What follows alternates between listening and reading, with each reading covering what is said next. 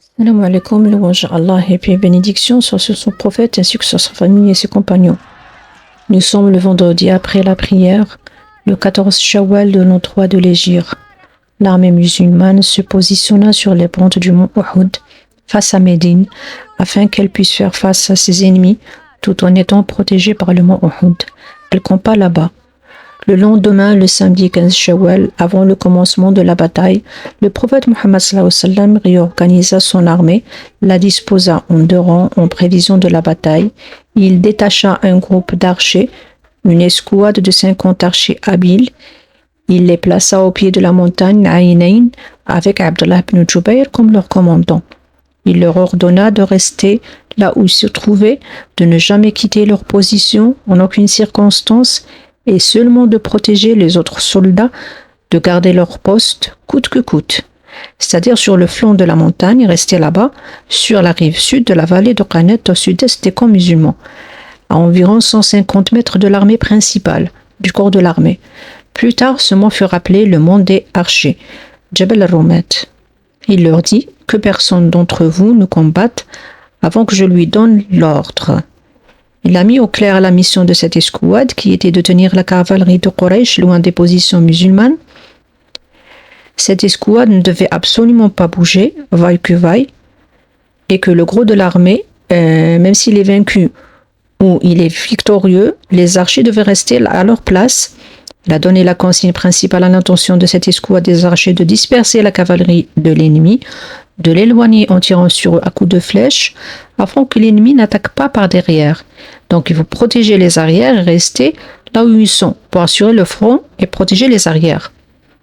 Il leur dit que nous gagnions ou perdions la bataille, restez à vos positions et veillez à ce que nous ne soyons pas attaqués de votre côté. Il ajouta, défendez-nous. Même si vous nous voyez nous faire tuer, ne descendez pas. Même si nous ramassons du butin, ne descendez pas. Dans une autre version, même si vous voyez les oiseaux venir nous picorer, ne quittez pas votre position avant que je vous donne l'ordre. Si vous constatez que nous avons vaincu l'ennemi et l'avons écrasé, ne désertez jamais vos positions avant que je vous appelle. Le prophète Mohammed sallallahu alayhi wa sallam donna l'étendard à Mus'ab ibn Umayr. Les autres missions, les autres postes, les autres responsabilités militaires furent également établies par lui et désigna Munzir ibn Amr pour diriger le flanc droit, Zubayr ibn Awan pour diriger le flanc gauche et Al-Miqdad ibn al-Aswad comme son assistant et soutien. Zubayr ibn Awan fut également chargé d'arrêter la cavalerie sous le commandement de Khalid ibn al-Walid. Il était à cette époque dans le camp adverse, dans l'armée mécoise, il était mécréant. Plus tard, on verra qu'il s'est converti. Le messager d'Allah, Muhammad sallallahu alayhi wa sallam, sélectionna le groupe les meilleurs les plus courageux pour être en première ligne de l'armée. Ils se distinguaient par leur bonne préparation, leur haute vigilance et leur bravoure. Ils étaient estimés à des milliers d'hommes. Ce plan judicieux et minutieusement élaboré révélait les grandes qualités militaires du prophète Muhammad sallallahu alayhi wa sallam. Aucun autre dirigeant n'aurait pu concevoir un plan plus précis et plus judicieux. Le fait qu'il soit arrivé plus tard que l'ennemi a précédé la troupe musulmane. Le prophète Mohammed sallallahu alayhi wa sallam réussit bien, en dépit de ce retard, a réussi à occuper une meilleure position, profitant du flanc rocheux de la montagne situé à l'arrière de l'armée, une protection naturelle, une défense naturelle à l'arrière du flanc droit de l'armée. En bloquant l'unique chemin à flanc de montagne avec les archers, il peut assurer une protection supplémentaire par crainte d'une éventuelle défaite et afin de dissuader les musulmans de fuir, qui facilitera leur capture en cas de fuite. Il choisit un emplacement élevé pour le camp militaire par rapport au gros de l'armée. De plus, un tel emplacement stratégique offrait la possibilité d'infliger de lourdes pertes aux polythéistes s'ils envisageaient de s'approcher ou d'occuper ces positions. Son choix lui permettait de réduire l'ennemi à une zone géographique restreinte, située sur une colline plus basse que la sienne. Cette position ne leur offrirait aucun avantage en cas de victoire, même s'ils sont victorieux, n'auront pas l'avantage, et pour pallier le manque d'effectifs, il choisit les combattants les plus aptes à prendre position au premier rang. Ainsi, l'armée du prophète Mohammed sallallahu alayhi wa sallam fut parfaitement préparée au combat le matin du samedi 7 Shawwal de l'an 3 de l'Hégire. À propos de cette tâche de réorganisation et de mise en revue, de l'alignement des lignes et de répartition des missions et d'attache de sa troupe que le verset suivant a été révélé. وَإِذْ غَدَوْتَ مِنْ أَهْلِكَ تُبَوِّئُ الْمُؤْمِنِينَ مَقَاعِدَ لِلْقِتَالِ وَاللَّهُ سَمِيعٌ عَلِيمٌ. Al-Imran, verset 121. Le début des hostilités. Le samedi matin, les deux armées se firent face. D'un côté, le parti d'Allah et de l'autre, les partisans de Satan. L'armée mécoise. Elle s'est positionnée face aux soldats musulmans. Khalid ibn Walid et Akrama ibn Abi Jahl étaient commandants des flancs droit et gauche de leur armée. Le commandant de l'armée était confié à Abu Sufyan Sakhr ibn Harb, qui se plaçait au centre. Safwan ibn Umayya commandait l'infanterie.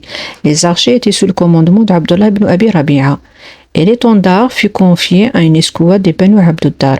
C'est un clan de la tribu de Quraysh. Donc, en tant que chef suprême de l'armée, Abu Sufyan rappela au porte-étendard ce qui était arrivé aux Qurayshites le jour de Badr, lorsque leur porte-étendard An-Nadr ibn al-Haris fut capturé pour susciter leur colère et les inciter à garder l'étendard. Donc, pour susciter leur colère et leur hostilité envers les musulmans, il leur dit: Ô Banu Abduddar, vous avez été désignés comme porteurs de notre étendard et vous savez que l'étendard est la première chose que l'ennemi attaque. S'il tombe, nous tomberons avec lui. Par conséquent, soit vous garantissez sa sécurité, soit vous nous le confiez. La tentative d'Abu Sufyan a eu gain de cause, et ces paroles ont mis les Banu Abduddar extrêmement en colère au point qu'ils le menacèrent et faillirent l'attaquer. S'adressant à lui, ils répondirent: Tu veux que nous te confions la garde de l'étendard? Demain, quand nous allons au combat, nous allons te montrer de quel bois nous nous chauffons. C'est-à-dire, tu seras témoin de nos exploits. Abu Sufyan implora sa divinité Hubal, tandis que les monothéistes dirigèrent leur invocation vers le Très-Haut, espérant son aide et son secours. Le messager d'Allah sallallahu alayhi wa sallam interdit aux musulmans de combattre sans son ordre. Il portait deux armatures lui-même, une frontale et une arrière. Il exhorta ses compagnons à se battre et les encouragea à faire preuve d'endurance et de fermeté pendant la bataille. Il commença à leur inculquer l'audace et la bravoure, et afin d'inciter ses compagnons à tenir bon pendant la bataille, afin de les encourager, il prit une épée tranchante. C'est sa propre épée. Il la brandit dans sa main et les appela: Qui est prêt à prendre cette épée et combattre avec à bon escient, mais à bon escient, à condition de l'utiliser à sa juste valeur, c'est-à-dire connaître sa valeur. Plusieurs compagnons se précipitèrent afin de la prendre, comme Ali ibn Abi Talib, Zubayr ibn al-Awwam et Omar ibn al-Khattab. Ils ont tous tendu leurs mains pour la prendre, mais elle ne fut confiée à aucun d'entre eux, jusqu'à ce qu'un compagnon appelé Dujana demanda au prophète. Il lui dit: Quelle est sa valeur, ô messager d'Allah? Et Abu Dujana, c'est un fidèle compagnon et valeureux combattant. Le prophète Muhammad sallallahu alayhi wa sallam lui répondit: Sa valeur est de frapper le visage de l'ennemi, c'est-à-dire tuer l'ennemi, ou le frapper ou le blesser jusqu'à ce qu'il meure. Alors Abu Dujana lui dit: Ô messager d'Allah, j'en prendrai soin, mais je tâcherai à l'utiliser pour la cause noble. Et il gagna l'épée du prophète Muhammad sallallahu alayhi wa sallam et fit l'honneur à son engagement. On verra ça plus tard. Abu Dujana était un homme courageux qui se pavanait au combat. Il portait un bandeau rouge qui, lorsqu'il le nouait autour de sa tête, témoignait de sa détermination à se battre jusqu'à la mort. Il n'avait peur de personne, que d'Allah. Il n'avait même pas peur de mourir. Et dès que l'épée du prophète Muhammad fut légale à lui, il noua son bandeau rouge autour de sa tête et se mit à se pavaner fièrement entre les rangs des combattants musulmans. Et le messager d'Allah, voyant cela, voyant sa démarche, il dit: Allah n'approuve pas cette façon de marcher, il n'aime pas cette démarche, une démarche d'orgueil, une démarche de fierté. Mais sauf dans une telle situation, dans une situation pareille, c'est-à-dire dans ce cas c'est une exception, car Abu Dujana se pavanait par orgueil pour la bonne cause, parce qu'il était fier de porter l'épée du prophète Muhammad sallallahu alayhi wa sallam. Les Mécois essayaient de déstabiliser l'armée musulmane en envoyant les messagers aux Ansar pour qu'ils cessent de soutenir le prophète. Abu Sufyan, le commandant de l'armée mécoise, voulait les écarter du prophète Muhammad sallallahu alayhi wa sallam en disant qu'il s'agissait d'une querelle familiale, qu'il reste entre Quraysh et Quraysh, c'est-à-dire entre la tribu de Quraysh et la tribu de Quraysh. Le prophète Muhammad sallallahu alayhi wa sallam est issu de la tribu de Quraysh et Abu Sufyan, la même chose. Donc il voulait écarter les Médinois qui sont Ansar, les partisans, les Aws al-Khazraj, il voulait les écarter du combat pour que ce soit entre Quraysh et Quraysh. Il a fait appel à un membre des Aws pour qu'il se retire du combat face aux Quraysh, mais toutes ces tentatives de déstabilisation ont échoué. Et les femmes? Les femmes de la tribu de Quraysh, elles aussi, ont apporté leur grain de sel dans l'effort de guerre. Mais c'était un rôle que je trouve de trop. Ainsi, afin de soulever le zèle de leur homme, elles invoquaient les tristes souvenirs des pertes de Badr. Elles brandissaient la honte d'une seconde défaite après Badr. Et leur but n'était pas d'aller participer activement dans le champ de bataille, mais c'était juste de rester dans les arrières, dans le but de ranimer l'esprit de vengeance parmi les guerriers, parmi leurs hommes, leur époux, leurs frères, leurs pères. Et leurs paroles et leurs poésies étaient principalement destinées aux porteurs de l'étendard mécois, car elles savaient très bien que le sort des troupes mécoises dépendait de l'attitude des gardiens de l'étendard. Ces darons Qurayshites qui incitèrent leurs hommes à mieux combattre étaient menés par l'épouse d'Abu Sufyan, Hind bint Utba, la vindicative Hind bint Utba, qui perdit son père, son frère, son oncle paternel et son fils à Badr. Ces femmes, elles étaient une quinzaine de femmes, entre mères, épouses et sœurs. Selon certaines versions, on dit qu'elles déambulaient parmi les rangs des idolâtres, frappant leurs d'œufs, encourageant les hommes au combat, attisant l'émotion des héros, des lanciers, des épéistes, des braves combattants. Mais à mon avis, c'était pas au milieu des rangs des idolâtres, c'était dans les arrières de l'armée. Elle s'adressait au porte-étendard en disant des paroles, des vers poétiques. Elle disait: Banu Abd-Dar, protecteur des arrières, frappez avec vos épées tranchantes, frappez de toutes vos forces. Et Hind en particulier chantait les vers suivants, elle est connue pour ça. Si vous vous battez courageusement, nous vous embrasserons et déplierons les nattes pour vous accueillir. Mais si vous fuyez le champ de bataille, nous vous abandonnerons. Leur chant fusait des arrières de l'armée, comme je l'ai dit, à mon avis. Leur voix accompagnée du son des tambours qu'elles battaient de toutes leurs forces pour animer et exalter la grandeur de Hubal, la plus célèbre idole de la Kaaba. L'armée de Quraysh s'avança en croissant. L'aile gauche de leur cavalerie était conduite par Khalid ibn Walid, un guerrier notoire. Et comme le veut la tradition, ce fut la tradition des combats à l'époque, naguère, la bataille commença par un duel. On a vu ça dans la bataille de Badr. Au début de la bataille, le plus courageux de l'armée mécoise fut un homme qui s'appelle Siba. Il s'avança et dit: Qui veut venir me battre? L'oncle du prophète Muhammad sallallahu alayhi wa sallam, Hamza ibn Abd al-Muttalib, s'avança et insulta son adversaire d'abord pour inciter sa colère. Ensuite, ils s'engagèrent dans la lutte aux épées qui se solda par la mort du mécréant de la Mecque. Après cela, leur porte-étendard Talha, surnommé le bélier du bataillon, un courageux chevalier mécois et craint par les tribus arabes, fit quelques pas en avant en guise de défi aux musulmans sur son chameau. Il était monté sur son chameau.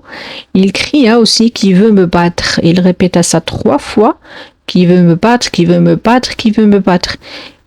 Comme il était craint par les Arabes, personne n'osa s'avancer jusqu'à ce que l'apôtre du prophète, celui qu'on appelle l'apôtre du prophète, Zubayr ibn al-Awwam, répondit et s'avança jusqu'à son chameau, le serra contre lui, l'égorgea, ne laissant aucune chance au bélier de se battre sur le dos de son chameau. Après la mort de ces 2 mécréants au début de la bataille se déclencha. Elle fit rage. Les soldats musulmans concentraient stratégiquement leur attaque contre les 11 dirigeants influents de la Mecque, et c'était ceux qui se sont relayés à porter l'étendard de l'armée mécoise. Mais les musulmans ont réussi à les éliminer l'un après l'autre. C'était une victoire initiale pour eux, et le compagnon Abu Dujana et Hamza ibn Abd al-Muttalib se sont battus avec une grande bravoure, donnant l'exemple dans l'histoire militaire musulmane.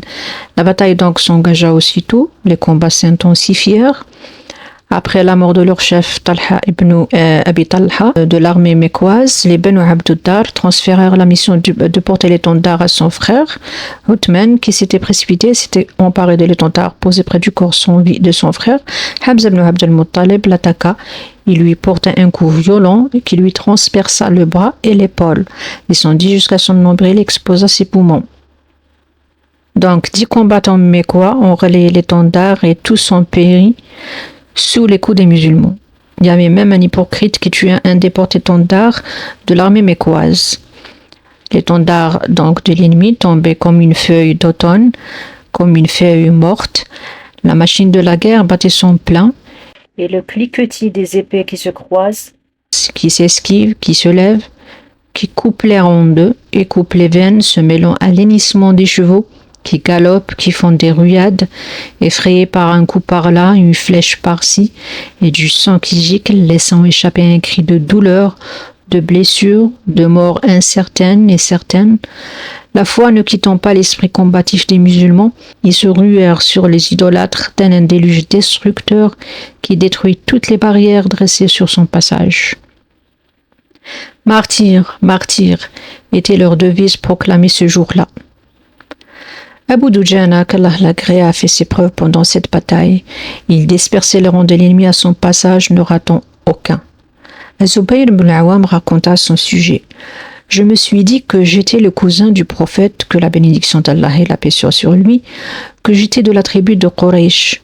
Je lui ai demandé cette épée avant Abu Dujana, mais il l'a donnée à Abu Dujana. Il a refusé de la donner à son cousin, Az-Zubayr ibn al-Awwam. Et c'est lui qui raconte. Je me suis alors dit que je vais voir ce qu'il va faire avec.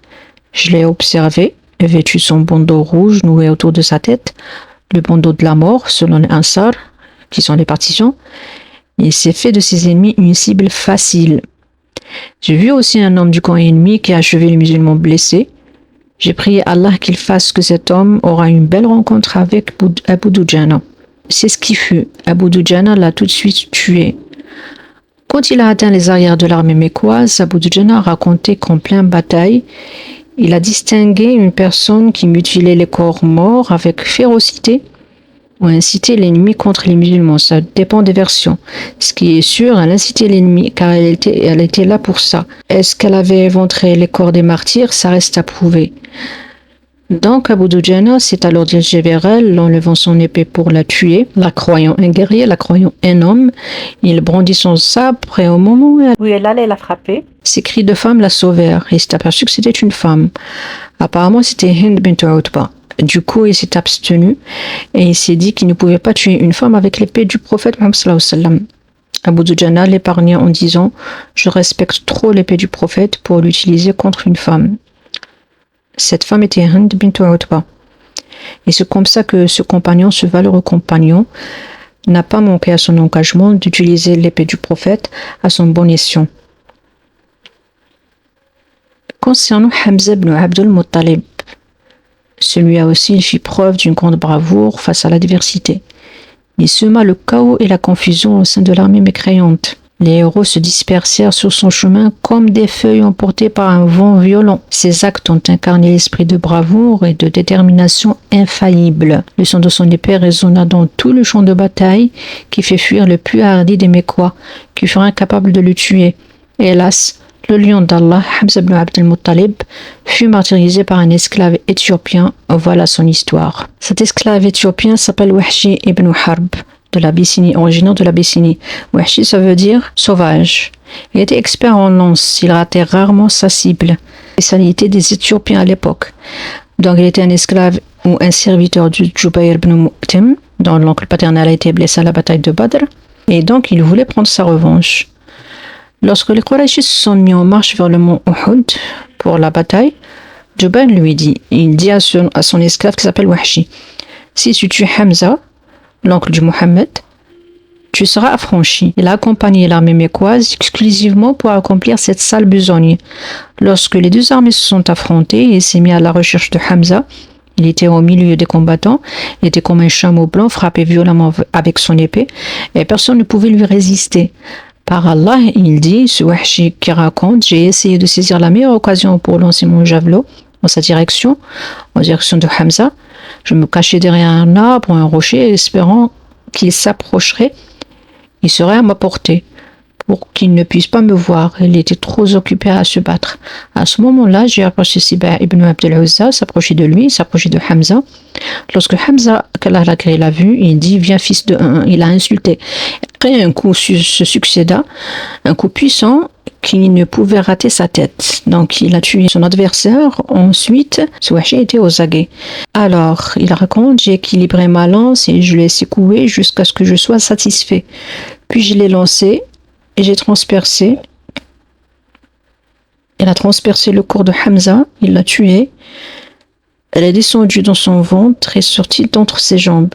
Il a tenté de s'approcher de lui. Hamza a tenté de s'approcher de Wahshi, chancelant, défiant la mort. mais sa blessure était plus puissante que son courage. Alors il dit Wahshi, je l'ai laissé là, la lance dans les entrailles jusqu'à sa mort.